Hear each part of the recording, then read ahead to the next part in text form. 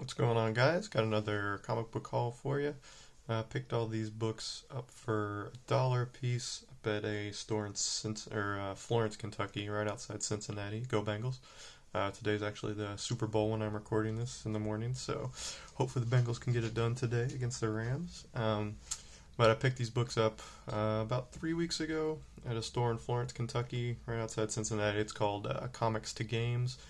They had posted on their Facebook page that they put out a bunch of dollar boxes.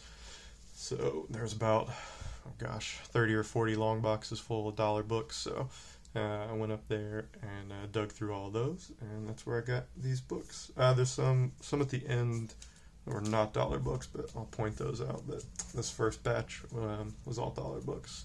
I'm going to start off with Marvel Comics Presents 73.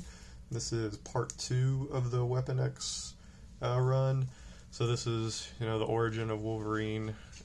This was in 91, I think, when this came out, right when Wolverine was kind of at the height of his popularity. He had his own ongoing series. He was an X-Men, and they used this Marvel Comics Presents title to tell supplemental stories. Each book had about 3 or 4 stories in it for different characters. So this Weapon X storyline was like 8 or 9 pages for, I think, 12 issues or something. So they spread it out over a year very slowly. But it was pretty cool the way they did it, because up until this point we'd just gotten, bits and pieces of Wolverine's origin. This kind of spelled it out, how he was, created in the lab, or as got his adamantium fused to the skeleton and got the claws and everything. So it's really cool. 72 was the first one. They did not have that. They had pretty much all the other ones. So 73, 74, these are all really cool Barry Windsor Smith covers. This one looks a little like he's on the cover of an 80s rock band album, I think, with his hair super flowy, but it's pretty funny. So 74, no 75, that's 76, 77. See, that's when him in the snow. Another cool cover. 78, kind of got the Matrix stuff coming out of him. 79, all the plugs and everything. So that's a cool cover. I like that one. That one's, I think, the first appearance of the helmet or something. So these all don't really go for anything. 72 was hot for a while. Maybe going for like $50 or something, but you can get it now for 15, 20. It is kind of funny though. I remember collecting these when I was a kid as they would come out, and I think I had all of them except for 72, because I didn't know that they were going to start the run, the origin story, at 72, and by the time I found out, everybody had already bought it. So, but I picked up all the other ones, I think. So hopefully I'll be able to find 72 someday. I'm sure I will. Just maybe not in the dollar bin. Number 80. 81, 82, 83, and then the last one here is 84. And none of these are flip covers. A lot of the early Marvel Comics Presents, they were flip covers. They had different covers on the back. These do have different covers on the back, but they're not flip covers that say Marvel Comics Presents like the old ones. But this one's kind of cool. It's a fold out, well, not a fold out, but a back and forth, I guess, back cover. So that's pretty cool. And then, like I said, that was the last issue of that Weapon X run.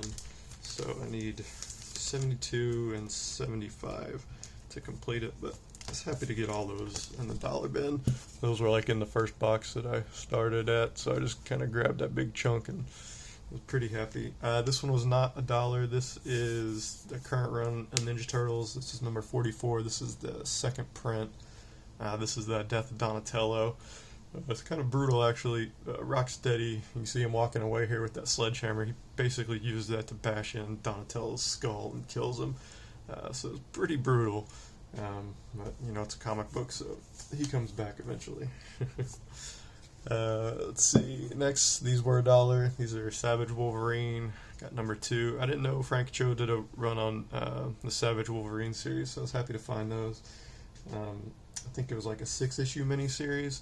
So I found number 2, number 4, and number 5. All those were $1, and Frank Cho does the interior artwork as well, so I was really happy about that. Most of the stuff he does now is just covers, unless it's like his own projects. He just finished up a run on Fight Girls. I'm trying to collect all those. It was a 5-issue series. He did the interiors and the covers on those as well. But so I was happy to find these Wolverine books where he did the interior art.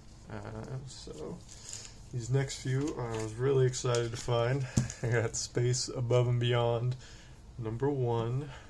So this was based on I got number 2 and number 3 too. I'll put those up while I open up number 1.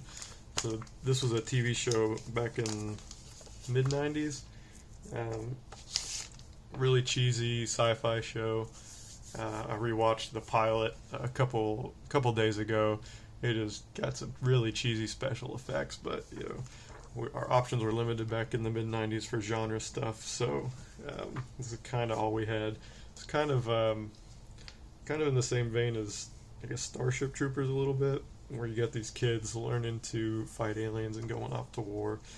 And there's even a drill sergeant, and I don't know if this is the first comic book appearance of Arlie Ermey or not, but I'm going to say it is, because I don't think anybody else has said otherwise. So there's Mr. Ermey. He's the drill sergeant, of course, that trains the kids to go off to war.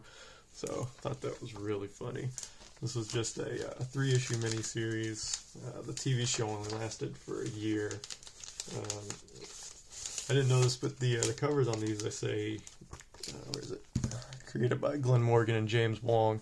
So those were two of the two producers on the X-Files TV show, which of course was very popular, and enjoyed that a lot. Big fan of that. So that was kind of cool to see them branching off into some more traditional sci-fi, I guess, with this ridiculous TV show. But it was good fun.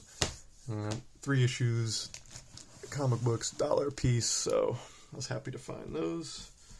And let's see, where are the... Alright, more dollar books, and then I've got some Usagi stuff to end up with. Alright. Got Wolverine number 60. This is just run filler on that first Wolverine volume, first ongoing series. This is I think this is, no, it's not a Silvestri cover, but just trying to get, I guess I'm going to try to get like 1 to 75 or 88. So 75 is that hologram cover. I have that one already, and 88's the Battle with Deadpool. I've got that one too. So those seem kind of like good places to stop. There's a few Liefeld issues in the 100s, I think, either 120s or something like that. And I just found out there's a Stephen Platt issue. He did the interior pencils on 128, I think. So I'm definitely going to keep an eye out for that. So I might just go up to like 75 or 88, try to get all of that, and then maybe just like bits and pieces of those other ones, like that Platt issue and those Liefeld issues, because I think Silvestri had stopped drawing it at this point. He was, let's see, this is from 92, so he was either just at Image or getting to start over at Image, so the Kuberts took over after him, I think, but I'm not sure. I don't recognize a signature on that one, but I was happy to find it. Buck, cool, Sabretooth cover, and Wolverine going crazy in the background there, so very cool. Next, we got X-Mutants Shattered Earth Chronicles number 2. This is early Ron Lim stuff, so Shattered Earth Chronicles, I think it was an X-Mutant miniseries. I think it went maybe 6 to 12 issues. I found number 1 a couple months ago, and these are littered in the dollar bins everywhere, so just trying to complete this run. I like Ron Lim a lot, so anytime I find his early stuff, I'll pick it up. Next, we got a couple more adaptation books. We got Highlander 0 and Highlander 1. These are both Delato covers. These go for maybe 10 or 15 bucks each, I think, but Highlander, great classic movie from the 80s. And got the Kurgan on the cover of both of these, so that was really cool. Got McLeod actually on the hilt of the sword, so really cool. The interior art on these is not so great, but Delato's doing really good work on these covers, so I was happy to find those for $1 each. Alright, leave that board up there. Oh, poor Donatello. That's alright, he comes back. Alright, next we've got this Apocalypse Girl. I hadn't heard of this or didn't know anything about it. The cover just caught my eye. It looked like a Western, kind of theme. So it's pretty thin. There's only about 15 pages in here, I think. This is like a preview book from a Kickstarter from 2014. And I was looking it up online, and actually the main series, or this was from 2014 in a Kickstarter, and then it took until 2020 for it to actually get released on a monthly basis. There's about 4 or 5 issues, I think. So the artwork inside is really cool. The story is basically, just post-apocalyptic world, and then, this guy finds a girl, raises her, and he gets killed by, big mutant-looking thing.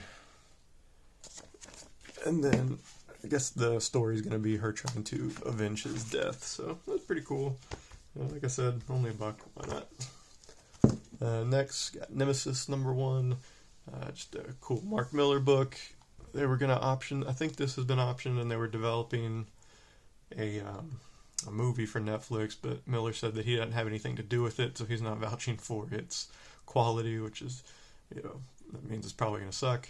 But this was cool. You can still find these pretty cheap. I'm not sure how long this series ran, but I liked Kick-Ass a lot. I like Mark Millar's writing, and McNiven's artwork is really good, and he does the pencils on the inside of this as well. So I read this last night. It was pretty funny, so I'm going to try to piece this run together. Next, we got Thunderbolts 110. This is the start of the Warren Ellis run. This is the second printing variant. So let me show you. I got 111 as well. And now most of these from the Ellis run, like 110 up to 122, I think. I think he was on it for 12 issues. They had the Jurdovic covers. But 110, like I said, was the second printing, but I didn't care because these were the last 2 I needed for that run. So I read the first 2 issues, this 110 and 111, last night. Really enjoyed it.